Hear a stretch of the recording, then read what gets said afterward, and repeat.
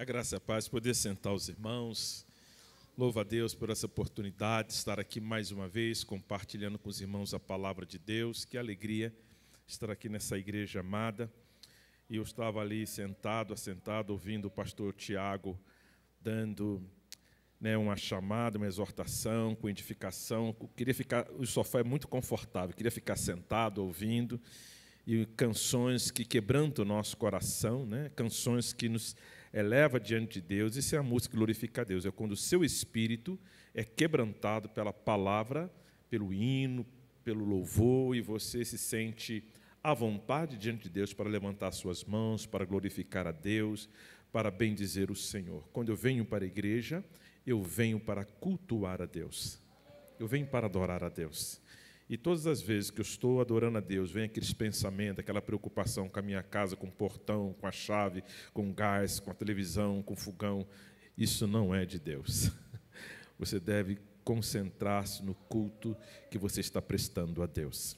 Maravilha. Queridos, quero convidá-los a abrirem suas Bíblias.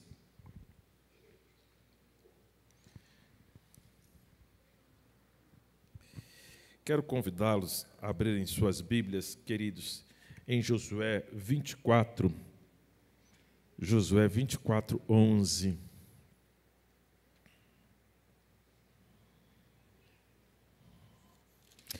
A linguagem da minha Bíblia é a NVT. Eu não peguei a outra versão, a mais usada entre os irmãos, mas aquele que sentir ficar um pouco confundido, só acompanha a minha leitura. Na Bíblia NVT diz assim: quando vocês atravessaram o Jordão e chegaram, 24:11, Josué, chegaram a Jericó, habitantes de Jericó lutaram com vocês, como fizeram os amorreus, os fariseus, os cananeus, os hetitas, os gigaseus, os heveus e os jebuseus. Mas eu os entreguei nas mãos de vocês. Enviei terror diante de vocês para expulsar os 2 reis dos amorreus. Não foram a espada nem o arco que lhe deram a vitória. Eu lhe dei uma terra que vocês não cultivaram, cidades que não construíram, cidades onde agora habita. Eu lhe dei vinhedos, olivais para alimentá-los, embora vocês não tenham plantado. Portanto, temam o Senhor e sirvam-no de todo o coração. Lance fora os ídolos que seus antepassados serviam quando viviam além de Eufrates, no Egito. Sirvam somente ao Senhor. Mas, se vocês se recusarem a servir o Senhor e escolherem hoje a quem sirvais, escolherão servir aos deuses dos quais os seus antepassados serviram além do Jordão, ou os deuses dos amorreus, em cuja terra vocês habitam, quanto a mim, eu e minha família serviremos ao Senhor. E o povo respondeu: jamais abandonaríamos o Senhor para servir a outros deuses, pois foi o Senhor nosso Deus que nos libertou, os nossos antepassados da escravidão na terra do Egito. Ele realizou grandes milagres diante dos nossos olhos. Enquanto andávamos pelo deserto, cercado de inimigos, Ele nos protegeu. O Senhor expulsou diante de nós os amorreus e todas as nações que viviam nesta terra. Portanto, nós também serviremos ao Senhor, pois só Ele é o nosso Deus. Então Josué advertiu o povo: vocês não são capazes de servir ao Senhor, pois Ele é Deus santo e zeloso. Não perdoará a sua rebeldia e os seus pecados. Se abandonarem o Senhor, servir a outros deuses, Ele se voltará contra vocês e os exterminará, apesar de todo o bem que lhes fez na terra. Queridos, vamos abrir agora em Deuteronômio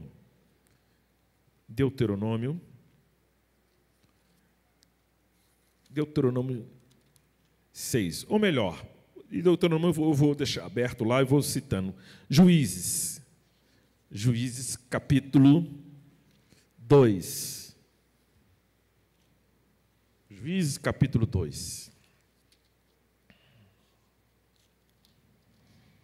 De 6 a 10. Juízes capítulo 2, de 6 a 10. Diz assim: depois que Josué se despediu do povo, cada tribo de Israel partiu para tomar posse de seu território. Havia recebido como herança. O povo serviu ao Senhor durante toda a vida de Josué. Também os líderes que sobreviveram depois dele e que tinham visto grandes coisas que o Senhor havia feito por Israel.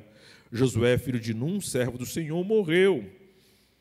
Aos 110 anos, foi sepultado na terra que havia recebido como herança em Timnat-Sera, na região montanhosa de Efraim, ao norte do Monte Gaás. Depois que aquela geração morreu e se reuniu os seus antepassados, surgiu uma nova geração que não conhecia o Senhor e nem tinha visto as grandes coisas que ele havia feito por Israel. Os israelitas fizeram o que era mal perante os olhos do Senhor e serviram as imagens de Baal, abandonaram o Senhor, Deus de seus antepassados, que os havia tirado do Egito, seguindo e adoraram os deuses dos povos ao redor. Com isso provocaram a ira do Senhor, porque abandonaram o Senhor para servir a Baal e as imagens das Astarote. Com isso, a ira do Senhor ardeu contra Israel, e eles entregou nas mãos dos saqueadores e tomaram os seus bens, e entregou aos inimigos ao redor, os quais já não conseguiam resistir. Amém? Pai bendito e santo, mais uma vez na tua presença, aqui estamos, crendo na tua misericórdia, no teu favor. Fala mais uma vez nesta noite, em nome de Jesus. Amém. Queridos, vocês acompanharam a leitura que eu fiz em Josué. E Josué é o livro da passagem. Josué era a última geração dos líderes que saíram da terra do Egito, e ele e Caleb, mais alguns, que entraram na terra prometida. E quando estavam na terra prometida ali, e naquele momento onde Josué estava reafirmando os valores, os princípios da palavra de Deus, do livro da lei para os seus ouvintes, ele ao pé do monte, ele ali junto com todas as tribos de Israel, com os líderes da família, e ele lembrou: olha, vocês lembram o que Deus fez com a gente? Deus levou os nossos antepassados. Nós somos descendentes de Abraão, Isaque e Jacó. Deus fez uma aliança com Abraão, Isaque e Jacó. E nós somos descendentes desses homens. Nós somos descendentes dos patriarcas, José e seus irmãos. E nós fomos habitar na terra de Gozém. Naquele período nós ficamos ali, e entrou uma dinastia de Faraó que não conhecia José e nem tomou pouco. Então teve conhecimento. Mas ficamos ali escravos 430 anos, mas o Senhor, com mãos fortes, nos tirou do Egito e nos fez peregrinar. O Senhor nos abençoou e lembrou de todos os feitos, de todos os milagres, de todas as bênçãos, de todas as misericórdias que Deus havia feito no meio deles. E Josué, já preocupado com aquela situação, ele falou assim, e o Josué fez lembrá-los. E Josué falou: vocês querem servir aos deuses dos seus antepassados? Vocês querem servir aos deuses dos egípcios? Vocês querem servir aos deuses dos amorreus, dos heveus, dos jebuseus, dos gigaseus? Vocês querem servir? Não, nós queremos servir ao Deus de Israel, o nosso Deus. Pois quero que vocês saibam que eu tomei uma decisão com a minha família, que eu quero consagrar a minha casa, a minha família a Deus. Que o conhecimento de Deus esteja em todos os lugares da minha casa. Claro que eu estou parafraseando, porque conhecer o Senhor é muito importante na minha família. E eu e minha casa serviremos ao Senhor. Quando Josué faz essa declaração, ele está reafirmando que o livro da lei não iria se apartar da sua casa, que a palavra de Deus não iria se apartar da sua casa. O que ele pudesse fazer, ele iria fazer. Ele seria zeloso pelas coisas de Deus na casa dele. Por que Josué falou isso? Porque, querido, quando no livro de Deuteronômio, capítulo 6, capítulo 7, capítulo 8, a partir aí vai todos nesses capítulos que eu falei para você, Moisés, ainda vivo, falou: olha, vocês vão entrar numa terra, vocês irão conquistar, vocês irão morar em cidades que vocês não construirão as casas para morarem. Vocês vão tomar água de poços que vocês não cavaram. Vocês vão comer frutos, legumes, vocês vão comer de tudo que vocês não plantaram. Vocês irão morar em casas grandes, de 2 andares, que vocês não construíram. Cuidado, para que vocês, tendo tudo isso, o coração de vocês se afrouxem O coração de vocês se esquecem e vocês começam a se acomodar nessas coisas e se esqueçam do Senhor. Moisés os tinha advertido. Josué, no versículo 24, Josué já era de idade. Os advertiu também. Falou sobre o problema. E eles reafirmaram. E eles fizeram um voto com o Senhor. E seguiu.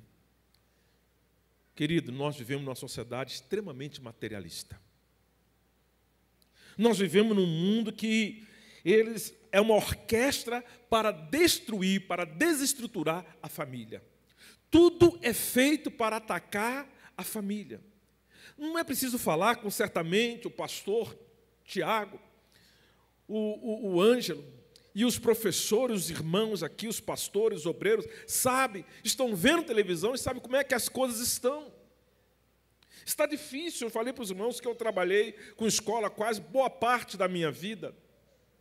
E como está difícil você primar, você zelar por uma educação, você tem que escolher uma escola a dedo. E assim mesmo, quando diz cristã, você tem que ir lá para ver que tipo de festa que eles aceitam, que tipo de festa que eles comemoram, para que os seus filhos não entrem nessa onda. Agora nós estamos saindo de Halloween. Está adentrando nas escolas, lá no condomínio que eu moro, está lá escrito, está lá falando assim, ó, vamos fazer uma festa de Halloween. E eu falei para a Joama, como que nós vamos fazer? Eu não vou contribuir, eu não vou participar, porque nós temos nossa posição contra essas crendices que está por detrás disso. E nas escolas está adentrando. Então, como que nós temos que proceder? Como que nós temos que viver? Qual vai ser a resposta que nós devemos dar, temos que dar aos nossos filhos? É o conhecimento de Deus, a palavra de Deus. Um dos maiores desafios dos pais da nossa geração, um dos maiores desafios, pastor Tiago, na nossa geração, é perseverar na oração e na doutrina dos apóstolos nos dias de hoje. É ensinar a palavra de Deus dentro da nossa casa. Nós estamos, não sei, pastor Tiago, como o senhor lidar aqui, mas lá na igreja presbiteriana nós temos um grande desafio, como todas as igrejas evangélicas, eu entendo, no mundo que nós vivemos, nós precisamos pregar o evangelho de novo para os nossos irmãos em Cristo. Porque estão esquecendo do evangelho. O evangelho é o poder de Deus para a salvação de todo aquele que crê. Se creres, verás a glória de Deus. As pessoas não estão conhecendo mais o evangelho. Pensa que quando chega no Papai Noel, você leva os seus filhos para sentar no colo de Papai Noel. Você leva os seus filhos para receber presente de Papai Noel. E a criança vai crescendo no Deus da igreja, o Deus da Bíblia, e o Papai Noel que dá presente, você coloca, isso é brincadeira, isso é fantasia, e pensa que nós somos radicais. Não é ser radical, é você ensinar a verdade para os seus filhos. É você ensinar a verdade para eles. Mas ele sabe que é fantasia, até ele entender que aquilo é fantasia, até ele entender, isso já fez muito mal à mentezinha dele. Ele vai pedir a Papai Noel, mas não vai ter como chegar diante de Deus e pedir a Deus. A criança precisa ouvir o Evangelho, ela precisa conhecer a Cristo, ela precisa se arrepender dos seus pecados. E a coisa que mais vai ser um adversário seu em toda a sua vida cristã se chama uma coisa chamada materialismo. Foi isso aqui que Moisés e que Josué advertiu o povo. Você vai querer ter, você vai querer conquistar.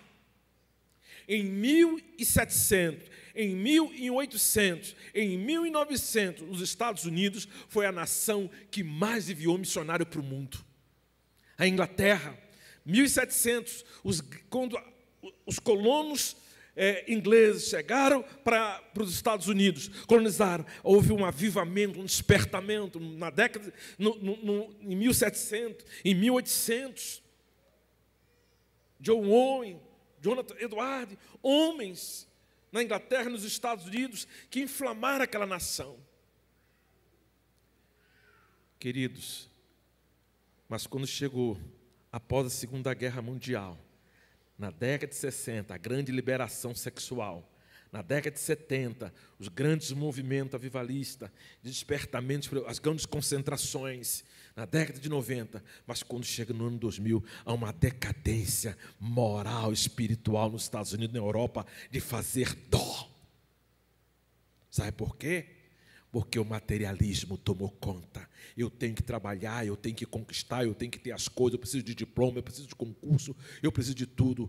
E eu não posso ter filho agora, meus filhos vão me atrapalhar. Então, quando eu for ter filhos, eu quero ter produção independente, eu quero arrumar uma pessoa que possa, vou lá no banco, lá, e faço a fertilização, e eu vou ser mãe, eu vou criar o meu filho, o filho é meu, eu engravidei, não quero aquela criança, eu vou e aborto, porque a criança vai me atrapalhar. Aí os Estados Unidos mergulhou nesse materialismo desenfreado. Olha o que aconteceu hoje. Olha o que está acontecendo com os Estados Unidos hoje. É a busca do ter, é a busca do material, é a classe média, é a classe alta, é o pobre lutando para chegar na classe média, é a classe média lutando para chegar na classe alta, é a busca do ter, do dinheiro, da casa, do condomínio, do carro, do concurso, do diploma, de grandes melhoras de vida, mas espiritualmente, descendo. Eu não tenho tempo, eu vou buscar a Deus quando der, eu vou para a igreja quando der, eu vou ler a Bíblia quando der, eu vou orar quando der, eu vou procurar o pastor, eu não preciso do pastor me dar conselho espiritual, eu não preciso mais, eu estou com um problema no meu casamento, eu estou com um problema com os meus filhos, eu vou para o psicólogo, eu não procuro mais o pastor, eu não vou na reunião de oração pedir a Deus que me ilumine, me capacite, me dê sabedoria, como eu vou resolver aquele problema? Mas o que o psicólogo fala é o que vale. Eu não sou contra a psicologia.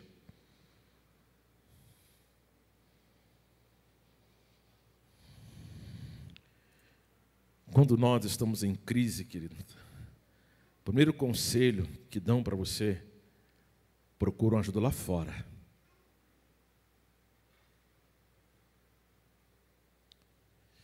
Quantas pessoas estão com seus casamentos, com as suas famílias naufragando? Um menino está com um problema, busca a solução lá. O menino de filho do crente que eu estou falando, viu, queridos? Vai buscar a solução lá fora. Seu casamento está com um problema, vai buscar lá fora. Seu filho está com depressão, sua filha está com depressão, vai buscar problema lá, vai buscar a solução lá fora. Sabe que às vezes o que pode ser, querido?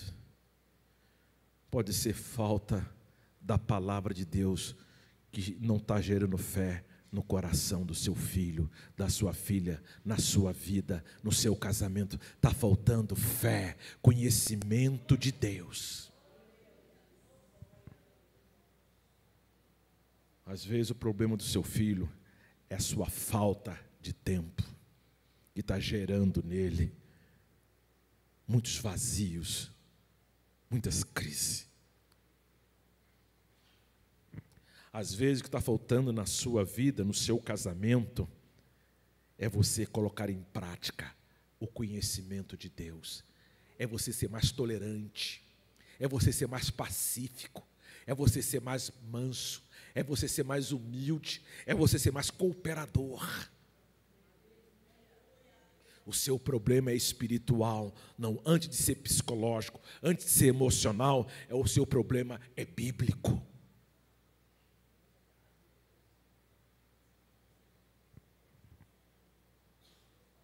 Foi esse o problema que estava aqui. O problema, querido, é esse.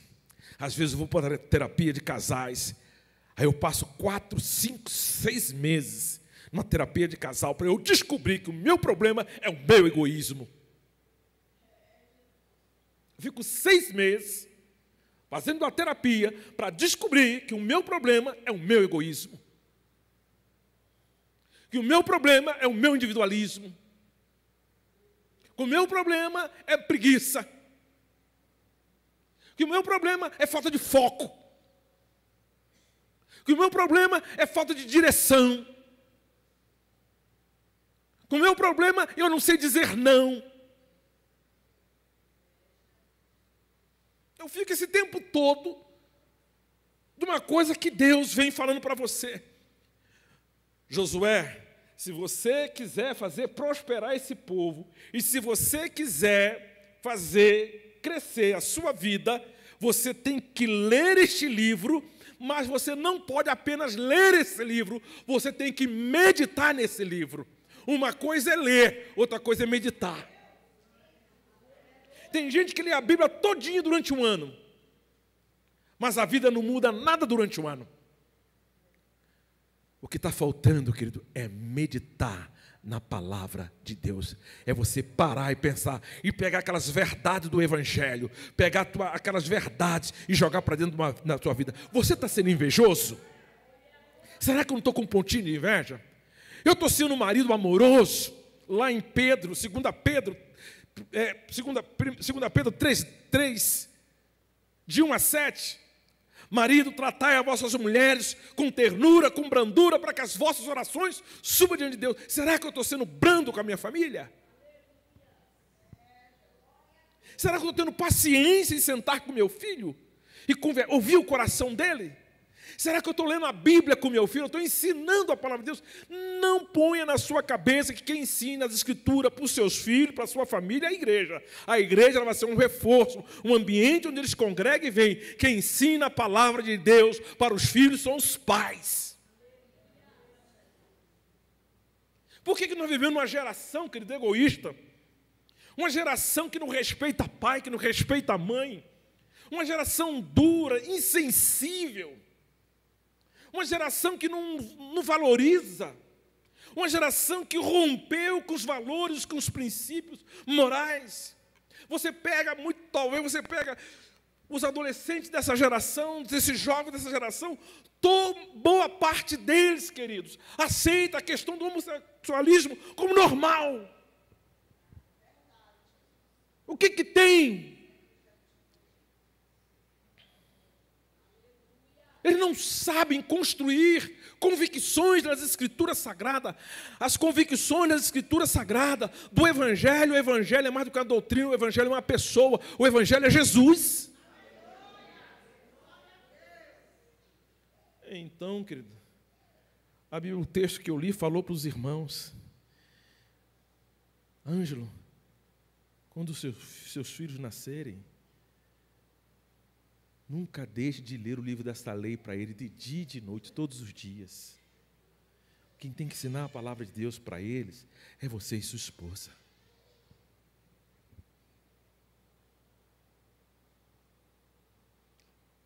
Tenha tempo com eles. Vai comer um sanduíche no McDonald's, mas vai com ele, não deixa. O vovô e a vovó podem até ir, isso é bom levar junto, mas vocês. Quando vocês viajarem, não tira férias de Deus, não tira férias da igreja, não. Lá na piscina, no hotel, lá no local bom, tira um tempo de Deus com vocês. O que as nossas famílias estão precisando, querido, é voltar para as Escrituras. Nós estamos precisando dos reformadores. Nós estamos na semana, no mês da reforma. O que a reforma fez? A prioridade é a palavra de Deus. Só nas Escrituras.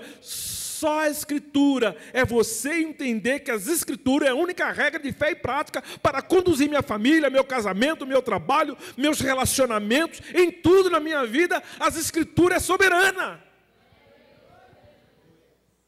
Na minha família, queridos. Vez por outra, nós sempre nos deparamos, pastor Tiago, com crentes em crise, uma sociedade em crise. As escolas hoje está difícil de você, como professor, ter autoridade da aula, porque os alunos se insurgem contra você, atacam você, sem dó. E quando você chama o pai já chega: o que você falou com o meu filho? O que foi com o meu filho? Ele já chega. Outrora, o aluno respeitava o professor, os pais falavam para os professores: gostei do que o senhor fez, obrigado. Agora não, os pais faltam quase bater nos professores. Briguinha de menino de 8, 9 anos, o pai chega lá e a mãe chegou e meteu o tapa na mãe do menino e na cara do garoto, batendo no filho dela. Olha que situação nós chegamos. Sabe o que é isso, querido? Falta o conhecimento de Deus. O meu povo padece porque lhe falta conhecimento de Deus.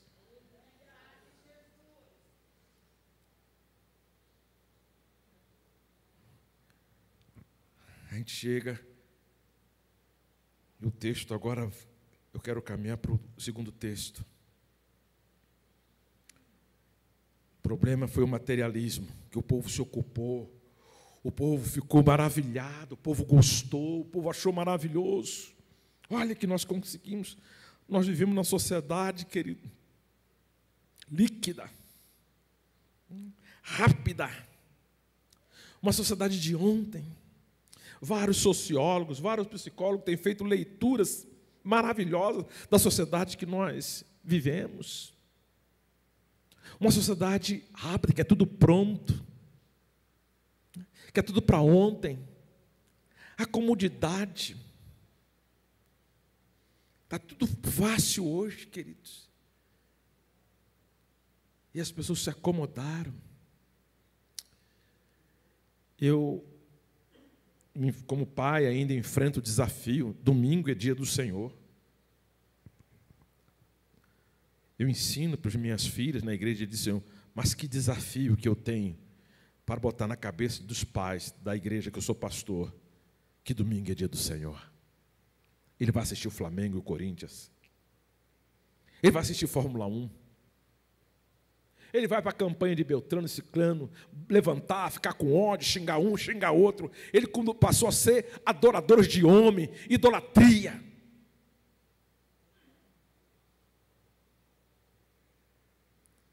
Eu estou ensinando tudo isso para o meu filho. Eu dou bons estudos para os meus filhos. Eu dou boa educação para os meus filhos. Eu dou um quarto para o meu filho com a televisão só para ele. Eu dou um computador só para ele. Eu dou um celular de última geração só para ele. Eu dou tudo que eu me ralo, eu me endivido, entro no cartão de crédito e dou tudo para ele.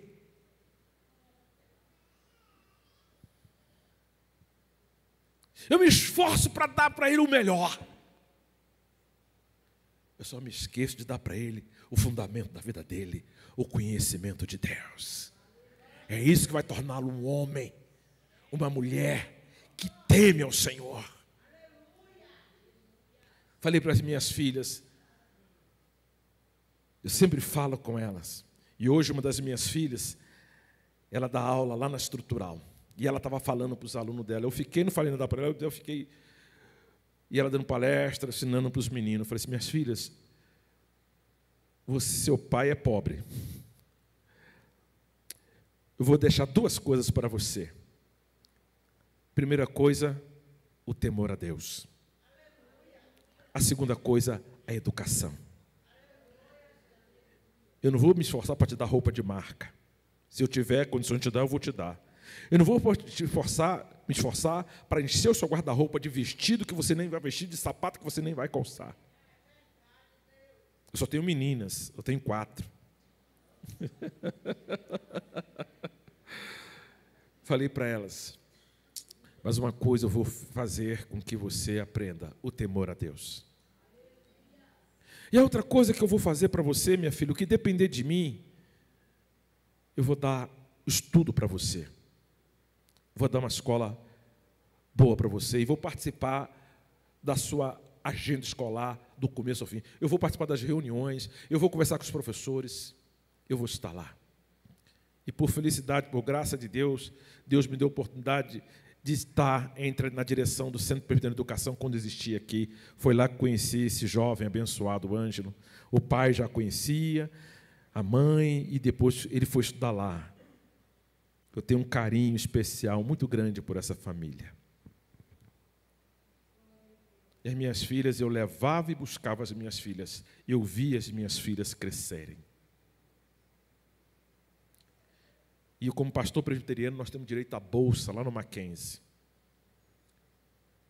Primeira coisa que eu vou falar para minha filha, você vai estudar numa escola, minhas filhas. Tem muita gente rica, mas põe uma coisa na sua cabeça. A vida daquelas pessoas nunca poderá ser a sua vida.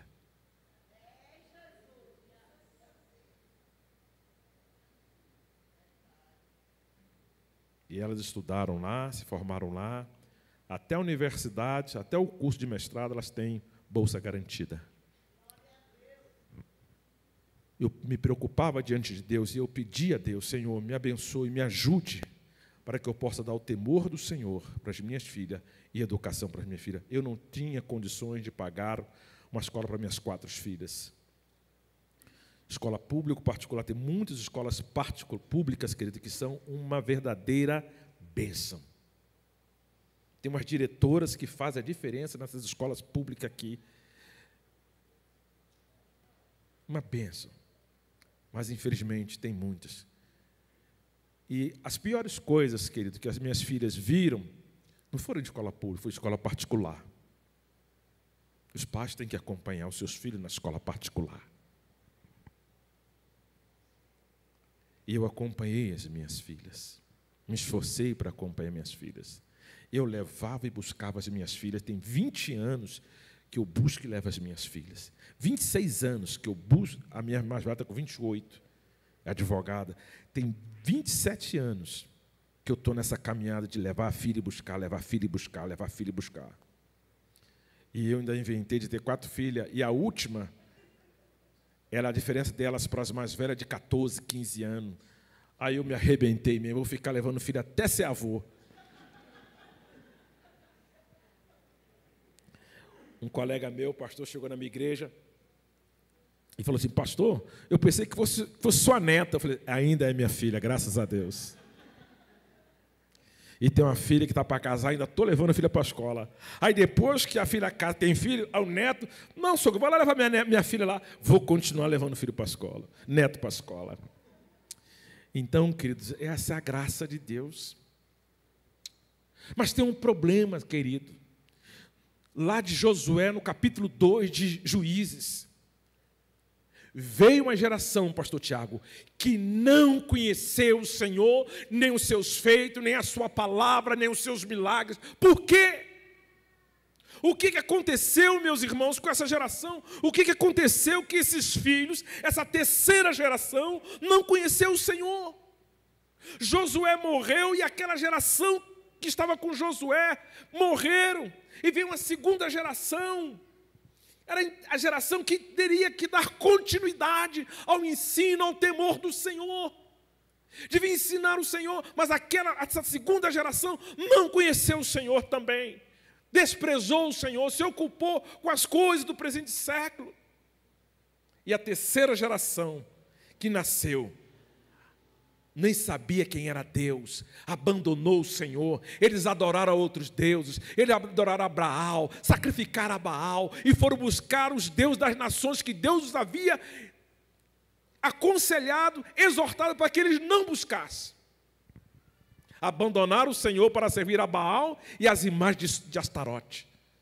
Olha o que aconteceu, que coisa triste, o povo da aliança, o povo de Deus, o povo escolhido. Agora eu pergunto para você, os seus filhos estão conhecendo a Deus? A tua família está conhecendo a Deus? A sua casa sendo encharcada pelo conhecimento de Deus? Você está falando de Deus na sua casa? Você está ensinando sobre Deus na sua família? Você tem tirado tempo para orar pelos seus filhos? Você tem lido a Bíblia com seus filhos? Você tem avaliado o seu relacionamento conjugal à luz das Escrituras? Você tem meditado na palavra de Deus? Você tem parado, pastor, não tenho filho, mas você tem orado para as famílias? Queridos, essa geração não conheceu o Senhor. O perigo de desprezarmos a Deus, nós abrimos a guarda para que entre outras coisas no nosso coração. Eles deixaram o Senhor e levantaram ídolos para eles. Qual foram os ídolos da vida dele? Baal, Astarote. E esses deuses, essas divindades pagãs criadas pela mente humana, no livro do pastor Tiago, ele vai discorrendo um pouquinho, não entra muito, mas discorre sobre nessa área. Querido, vê lá. Quais são os ídolos dos nossos dias hoje? Quais são os Baals, Astarote? Essas divindades, um era referente à fertilidade, à agricultura, ao gado, à economia. Então, quais são os deuses dos nossos dias? A quem nós estamos colocando no lugar de Deus na nossa vida? Quem são os ídolos do nosso coração?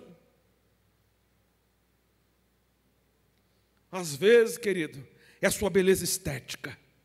Às vezes é seu carro, é sua conquista.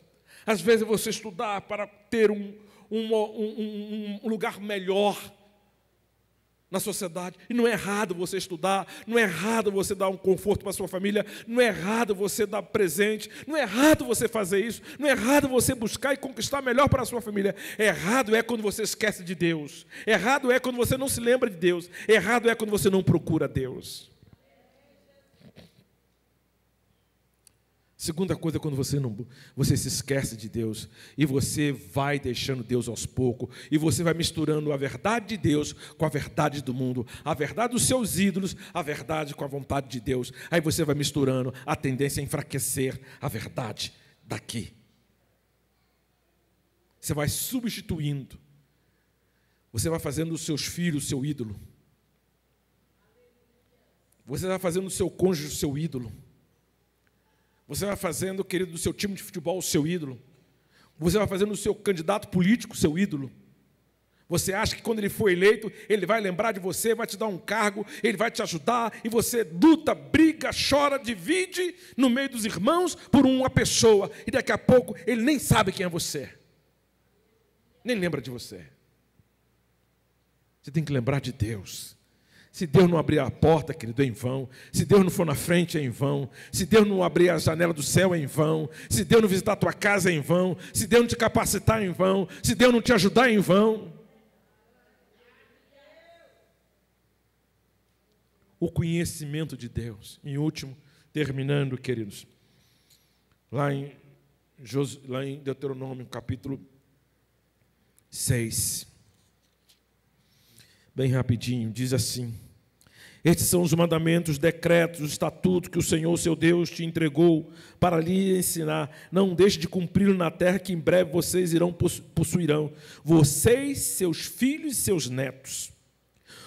Se obedecerem todos os seus decretos e mandamentos, desfrutarão da vida longa. Ouça com atenção, Israel, e atenda cuidado de obedecer. E então tudo irá bem com você, e terão muitos filhos na terra que produz leite e mel, com fartura, exatamente como lhe prometeu o Senhor, teu Deus.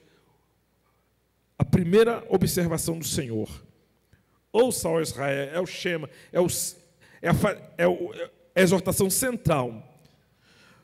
O Senhor nosso Deus é o único Senhor. Só existe um Deus. Segunda coisa, ame esse Deus. Amar a Deus é se consagrar, é colocar Deus em primeiro lugar da sua vida. Seu Deus, de todo o teu coração, de toda a tua alma, de todo o teu entendimento, de toda a tua força. Isso é, seja diligente. Lute contra a preguiça. Lute contra o comodismo. Lute tudo contra... São coisas que o seu ser humano, o seu corpo humano, a sua mente, trabalha contra Deus. Terceira coisa, guarde sempre no coração a palavra de Deus. É importante quando o pastor Tiago prega, quando os irmãos pregam, quando os obreiros pregam, quando os pastores pregam, é importante. Mas guardar no coração a palavra de Deus é meditar na palavra de Deus. Repita com frequência aos seus filhos. O que ele mandou repetir? O conhecimento, a palavra de Deus. Você quer salvar o seu filho? Sabe qual é a melhor prevenção contra as drogas? A família. Sabe qual é a melhor prevenção contra a prostituição? A família. Sabe qual é a melhor prevenção contra a pornografia? A família. Sabe qual é a melhor proteção contra o preconceito? É na família que você aprende a respeitar as pessoas, independente das escolhas que elas fazem. Sabe quando você aprende a respeitar uma pessoa de cor diferente? É a família. Sou um pastor negro, cansei de passar por constrangimento, com brincadeiras, com piada, na casa de gente crente, onde fazia piadas e brincadeira com a cor, com a minha raça. Sabe onde se aprende a respeitar o próximo? É na família.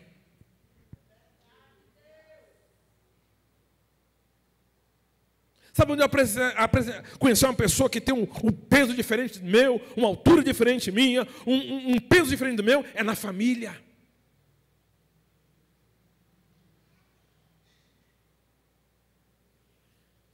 na família. Sabe onde eu aprendo a respeitar as pessoas de região diferente minha? É na família. Um crente verdadeiro não vai discriminar aquele que mora no Nordeste, no Norte, no Sudeste. Ele vai respeitá-lo como ser humano. É na família. Quando eu me deparo com pessoas que têm inclinações homossexuais ou que são, eu vou respeitá-lo porque eu aprendi a respeitar na minha família. Eu não vou condená-lo ao fogo do inferno. Eu vou dizer, Jesus te ama. Vou respeitá-lo, vou amá-lo. É na família. Por mais que a Bíblia me mostre que aquela prática é pecaminosa, mas eu vou respeitá-lo no amor de Deus, porque é na família que eu aprendo. Porque a família me ensinou a amar a Deus acima de todas as coisas. Se eu amo a Deus, eu amo o meu próximo. A minha casa será diferente, porque existe amor de Deus na minha casa. Os meus filhos veem eu demonstrando amor para minha esposa. Os meus filhos veem a minha esposa me tratando com honra. Os meus filhos veem eu tratando a mãe dela com honra, com respeito, com educação, com amor.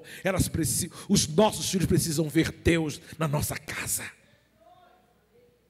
As nossas famílias precisam ver amor de Deus entre nós na nossa casa. Se ele só vê, querido, piadas, ignorâncias, desrespeito, falta de amor, falta de tempo, falta de carinho, falta de cooperação, o que eles vão reproduzir aí fora?